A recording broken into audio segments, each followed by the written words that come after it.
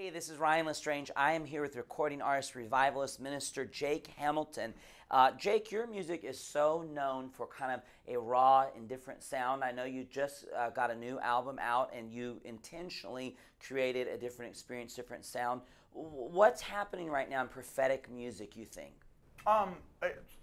That's a big question. I think what's fun about it is we have the ability right now on planet Earth, unlike any other time of in history, to record and release music for super cheap in our bedrooms. You can record a high quality album, single, worship CD, whatever, for very low cost, relatively low cost in your bedroom. That will sound just like what they were, sound better than what they were producing 20, 30 years ago. That is amazing in and of itself. And with that ability, the problem is that with those tools, we're not actually creating better music. Right. Which which to me is an issue.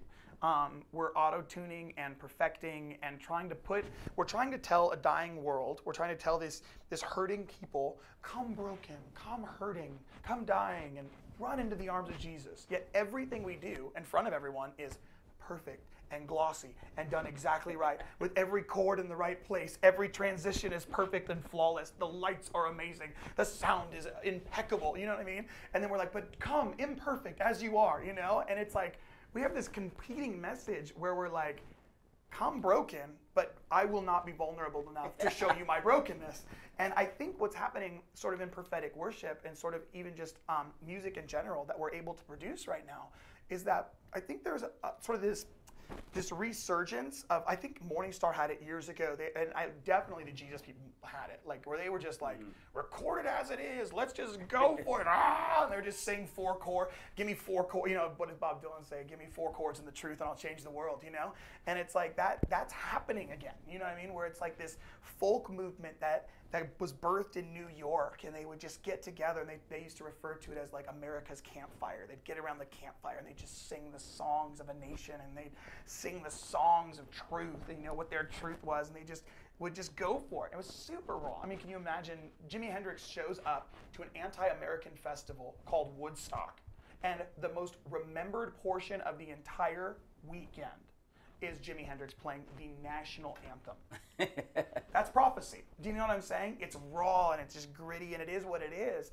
But prophecy to me is about being honest with what God's doing with a person and what he's saying in that moment. And as raw as it comes out and dysfunctional as it may come out because we're broken vessels, that's what we want to offer. So for us, like personally as musicians, we said, let's just go back. Like, let's go backwards instead of like trying to perfect it.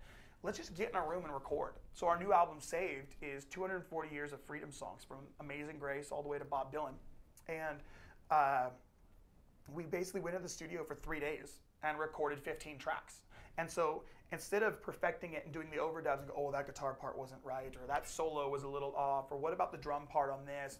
We just said, let's just get in a room and worship. Like, let's just go after freedom. Because where the Spirit of the Lord is, there's freedom. Yeah. So let's just go after this freedom thing.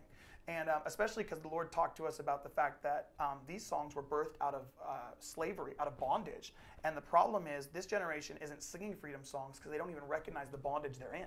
So if we sing songs from a generation that knew they were in bondage, it would be a magnifying glass on the bondage that we're all sitting in right now. Because pornography and all the stuff that's just attacking a generation, all the divorce and everything that's attacking it, it'll put a spotlight on it and reveal it. So we got into a room, man, and just went for it. For 3 days, recording, no overdubs, entire tracks were what we used. So we used like that entire take, that's the take. Right. We didn't go back and go, okay, well, everything was good, but the bass, let's go back and replace it. It was like, no, we just recorded the whole thing. And it was one of my favorite times ever doing. And I mean, you hear A Little More Faith in Jesus, which is Reverend Gary Davis. A pastor who couldn't afford to be a pastor at a church, so he would sing blind. He would sing on the street corner to make money and then pastor his church. I mean, that's how he did it. I mean, these guys have the most insane stories. And we're singing that song, and we hit the song perfect all the way through, completely live until the ending, and it just falls apart. And we just left it on the record that way. We're just like, let's just leave it. Like, the rest of the song was awesome. And in the end, you hear me just laugh and go, oh my God, that was almost there. And I'm like, I just laugh, and then I go, dang, and that's how the whole song ends. Like that's how the track ends, and it's all mixed down. It was all done on half-inch tape, which isn't done anymore. Like we did it, which is totally unsafe in terms of production. And then the guy who did the Black Keys albums actually did all the mastering for it. And I think that's where this is going. I think that we're going to come up with new and creative ways to record, market, distribute, produce music. And the church will be able to be just prophets again. Like we could just be revealer, which essentially what is a prophet? A revealer of God's love and nature to humanity, right? Like we're just it's a trumpet, it's a mouthpiece. A prophet is a mouthpiece to a generation to display the glory and the majesty and the nature of God in that moment. And if we can't capture that and we're trying to make it sterile and safe so that somebody can palate it and buy it and play it in their church, well, then we're just mimicking culture. We're not changing it. We're not transforming it. We're just buying into what they want. I mean, honestly, at the end of the day, we want their Grammys, we want their awards, we want them to approve of us, and we don't want to do anything too crazy because then people might not buy the CD. You know what I mean? I don't care anymore. Like, we just want to release a sound and give people permission to be exactly who God's called them to be. And that's what we've been able to do. I think people have been gracious enough to let us do that since we sort of started on this track, 6 years ago with Jesus Culture. Right. People have been super gracious to go, Jake's the weird one, and he'll always be the weird one, and we'll just let him be weird and go for it, so. If you release a sound, you said that, and I love that concept. If you release a sound that is inspired of the Lord for that moment, does the release of the sound release people? Does it change people? The goal is to be honest and authentic. That's the goal. Can we be honest and authentic with who we are, what God's saying, and what God's doing? And when we capture that on a record, it does the same thing whenever somebody hears it from that moment forward. Because what we're trying to do is capture a song and then sterilize it in the recording studio by making every little note perfect and every little hit, and we sterilize it. Because all of our live albums aren't live. I mean, I don't want to show you Oz or anything, but that's really what's happening, you know what I mean? Everything's triggered, everything's auto-tuned, everything's perfect, redone back in the studio, then put out as a live album. What? That's not live. That's a lie. It's not live. We want to capture what happened in the room. And I think when we partner with the Holy Spirit in that way to release the sound that's happening, people don't realize for us, we don't pick set lists. We don't pick set lists, and we half of what we end up playing is just made up. We just make it up right there. Because that's the culture that we've created with our group of friends. So we just release whatever comes out. And it's people are super confused because they're like, oh, I've never heard that song, where can I buy it? And I was like, honestly, we just made it up. You can't buy it anywhere. But what if we created a way where we are recording that stuff? Yeah, absolutely. And people are like, where can I get that? I'm like, well, it's never been recorded before, but we recorded it tonight so you can get it tonight. What? It takes a brave man, to be honest. Wow. One of the most courageous things we can do is be honest. Mm-hmm. And I think to be that honest and that vulnerable, especially with our art, because we're super insecure. Artists are stereotypically super insecure, so they want to make sure it's perfect before it goes out. If we can be brave enough and courageous enough to be honest, we'll have an actual prophetic word that won't just be a bunch of soothing, it's okay, brother. Right. It will actually cut to the heart of where people are at and will actually transform them and stir them up and move them into who they're supposed to be. Because it's honest. Because it's honest. Wow.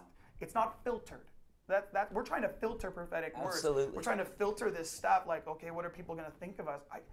Really, in all the culture of the church, though. Obviously, you're coming at it musically, exactly. But preaching, everything's the same. Look, dude, you don't need to be Bill Johnson. Bill Johnson is a great Bill Johnson. You know what I'm saying? Bill Johnson's great at being Bill. You know what I mean? We don't need another Bill. He's ridiculously awesome. So don't try to copy him. Don't try to be some made-up version of him. He's great. You just be you. Be okay with who you are, because that will release other people in the room to be okay with who they are. Yes. And that's the beauty of the nature and character of God truly prophetically rising up in a leader, because they're completely okay with who they are. They don't have to be somebody else to prove that they're okay and try to convince you, don't worry everybody, I'm all right. Don't pretend that you really believe me, And when that happens, an entire room gets set free. And if we capture that on YouTube videos like this, or we capture them on CDs like what we do, it's going to set people free wherever that little thing goes. Absolutely. That's so powerful. And, I believe if you're watching today, many of you have probably related to that we talk a lot about the word authentic and so many people pressing for revival. And we oftentimes look at some other revival or some other person and we figure out how can I do what they did when really God's calling you to do what he's called you to do.